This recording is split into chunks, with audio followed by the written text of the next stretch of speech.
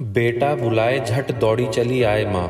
वैसे तो आपने ये लाइन बहुत बार सुनी होगी, पर इसके विपरीत एक सच्चाई ये भी है कि यहाँ वो ही आ पाता है जिसको माँ का बुलावा आता है। तो चलिए आज मैं आपको लेके चलता हूँ इसी यात्रा पर, माँ वैष्णो देवी के दरबार।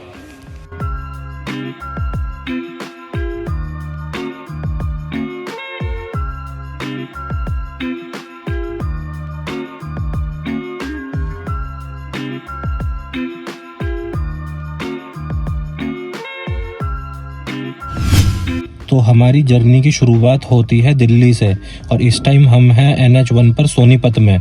दिल्ली से वैष्णो देवी की दूरी 670 किलोमीटर है बाय रोड और लगभग 12 से 13 घंटे लग जाएंगे पहुंचने में।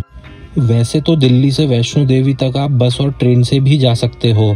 दिल्ली के आनंद विहार बस स्टैंड से आपको बहुत सी बस मिल जाएंगी, जिसका टिकट 500 रुपये से स्टार्ट होता है। बाकी डिपेंड करता है आप कौन सी बस से जा रहे हो। वॉल्वो बस का टिकट 1200, 1500, 2000 तक का भी है। और दिल्ली के न्यू दिल्ली रेलवे स्टेशन से आपको कटरा और जम्मू के लिए ट्रेन भी मिल जाएगी। जम्मू तवी और वंदे भारत एक्सप्रेस ट्रेन चलती हैं जिनसे आप जा सकते हो, जिसका टिकट 500 रुपये से लेकर 2500 रुपये तक होता है।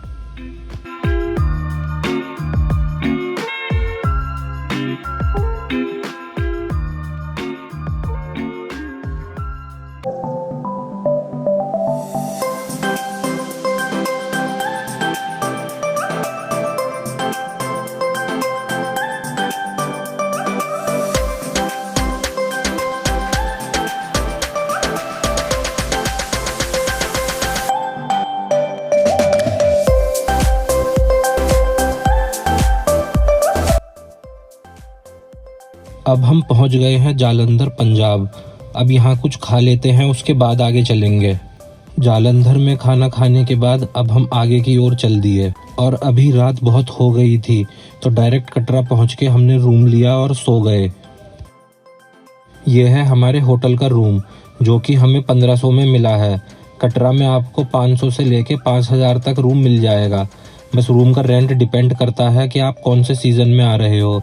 जिस होटल में मैं हूँ इस टाइम, इस होटल का नाम है अमेरो होटल। और अब हम निकल गए भवन पर जाने के लिए, पर ट्रैक स्टार्ट करने से पहले थोड़ा कुछ खा लेते हैं क्योंकि ट्रैक करने में 4-5 घंटे तो लग ही जाएंगे। पर उससे पहले एक सिम ले लेते हैं क्योंकि यहाँ पे फ़ोन के नेटवर्क नहीं आते हैं, तो इस वजह से यहाँ का लोकल सिम लेना पड़ता है जो कि 350 रुपये में मिल जाता है 28 दिन की वैलिडिटी के साथ। तो अब हम खाना खाने के बाद अपना रजिस्ट्रेशन करवाएंगे और आई कार्ड लेंगे। ये है वो जगह जहाँ रजिस्ट्रेशन होता है और आई कार्ड मिलता है। आई कार्ड बनवाने के बाद हमारे होटल की वैन आ गई जो कि हमें उस पॉइंट पर ड्रॉप करेगी जहाँ से ट्रैकिंग स्टार्ट होती है। यहाँ पर ये चीज़ अच्छी है कि आप कोई से भी होटल में रुक जाओ, वो आपको पिकअप एंड ड्रॉप की फैसिलिटीज़ प्रोवाइड करा देती है ट्रैकिंग पॉइंट तक।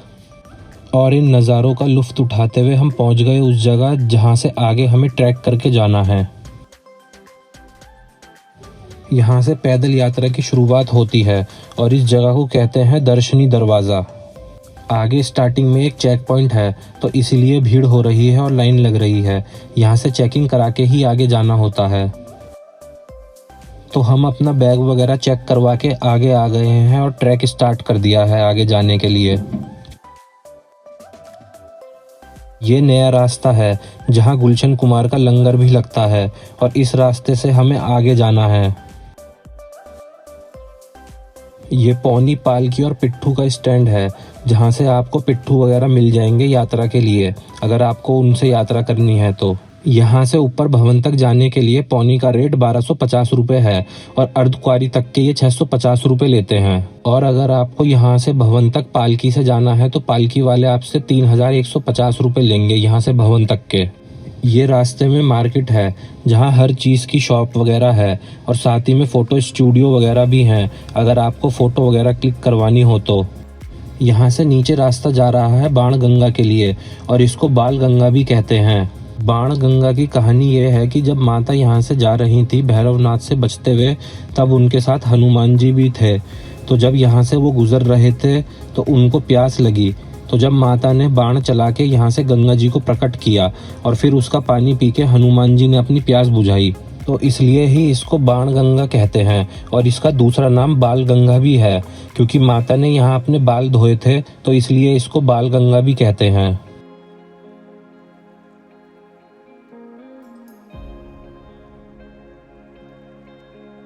दो किलोमीटर का ट्रैक पूरा होने के बाद ये आ गया चरण पादुका मंदिर।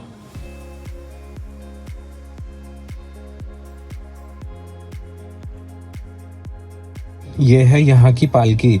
जो लोग पैदल ट्रैक नहीं कर पाते वो लोग पालकी से ऊपर भवन तक जाते हैं, और मोस्टली एजिड लोग ही इसका यूज़ करते हैं, क्योंकि पैदल ट्रैक करने में उन्हें प्रॉब्लम होती है। यहाँ से नीचे ये पूरी जम्मू सिटी दिख रही है।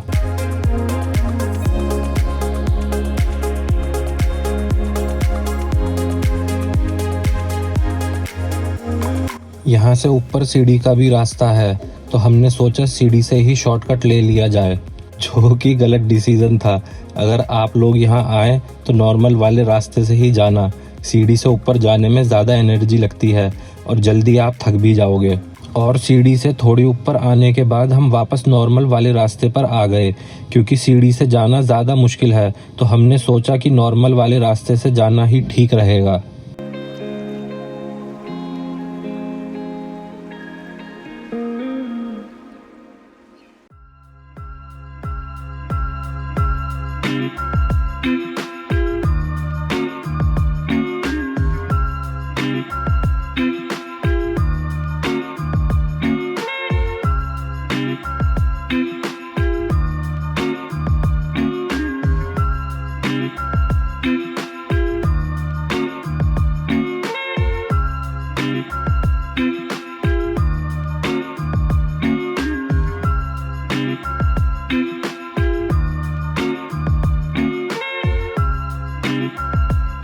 यहाँ से अब दो रास्ते जा रहे हैं भवन के लिए।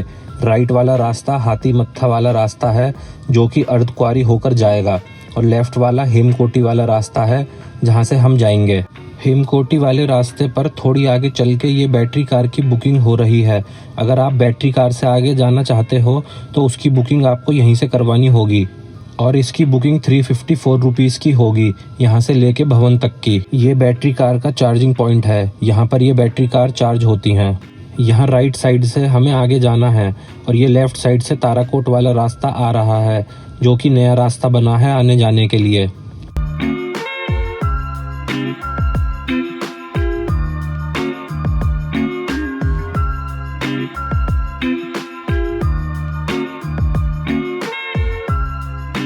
चलते चलते अब हम उस पॉइंट पर पहुंच गए हैं जहां से भवन पहली बार दिखाई देता है। यहाँ पर सेफ्टी की वजह से जाल लगा हुआ है, तो सही से वीडियो नहीं बन पा रही, पर फिर भी ट्राई करते हैं कैप्चर करने की।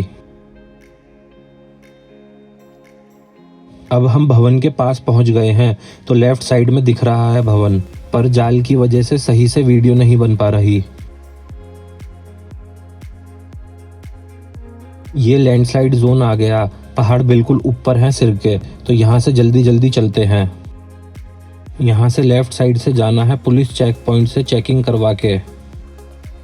अब हम भवन के पास पहुँच गए हैं, और यहाँ से केबल कार मिलती है ऊपर भैरव बाबा तक जाने के लिए, और इस रोपवे का टिकट 100 रुपये का है आने जाने का। पर केबल कार की लाइन बहुत लंबी रहती है, और 1 से 1.5 घंटा आराम से लग जाता है आपका नंबर आने में। अब हम भवन पर पहुंच गए हैं, और ये जो आप दोनों तरफ देख रहे हो ये डोरमेट्री हैं, प्रसाद की शॉप्स हैं, और होटल वगैरह रेस्टोरेंट वगैरह हैं। यहाँ से ही दर्शन करने के लिए लाइन लगी हुई है आगे तक, और कभी कभी ये लाइन और भी ज़्यादा लंबी हो जाती है। तो अभी शाम का टाइम हो गया है, तो जल्दी जल्दी चलते हैं और प्रसाद लेते हैं। ये है प्रसाद की दुकान, तो यहाँ से प्रसाद लेते हैं और फिर दर्शन करने के लिए चलते हैं, क्योंकि अंदर मंदिर में फ़ोन कैमरा वगैरह कुछ भी अलाउ नहीं है, बेल्ट और वॉलेट भी अलाउ नहीं है, तो सब सामान लॉकर में रख देते हैं। यहाँ पर फ्री लॉकर्स मिल जाते हैं सामान रखने के लिए, और सामान रख के चलते हैं दर्शन करने।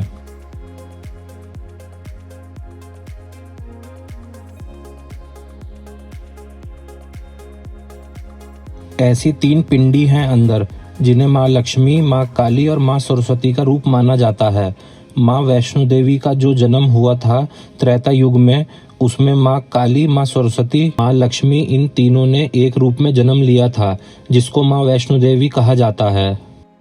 तो हमारे दर्शन हो गए हैं और हमने अपना सामान भी ले लिया है लॉकर में से। ये जो आप लेफ्ट साइड में लाइन देख रहे हो, ये दर्शन करने वालों की लाइन है, जो कि काफ़ी लंबी है दूर तक।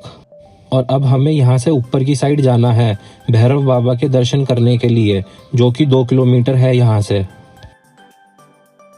ये बोर्ड लगा हुआ है यहाँ पर, जिस पर लिखा है भैरव घाटी मंदिर 2 किलोमीटर।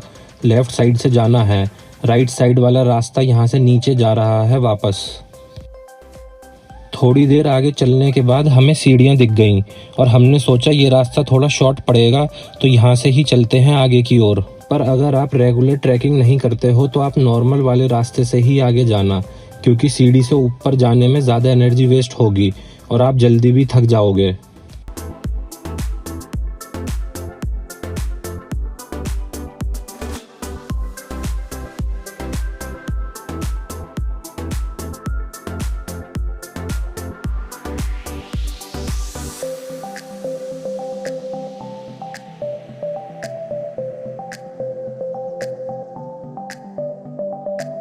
हम लोग बैक टू बैक सीढ़ी वाले रास्ते से ही आगे बढ़ते रहे, बीच में रेस्ट करते करते, और थोड़ी देर में ही ऊपर मंदिर पहुंच गए।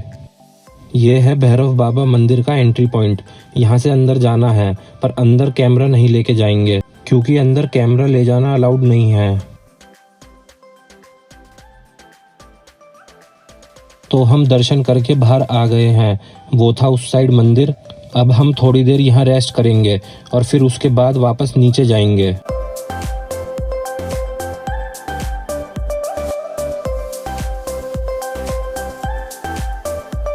तो इसी के साथ हमारी ये आज की यात्रा और हमारी आज की ये वीडियो समाप्त होती है। Thank you so much for watching.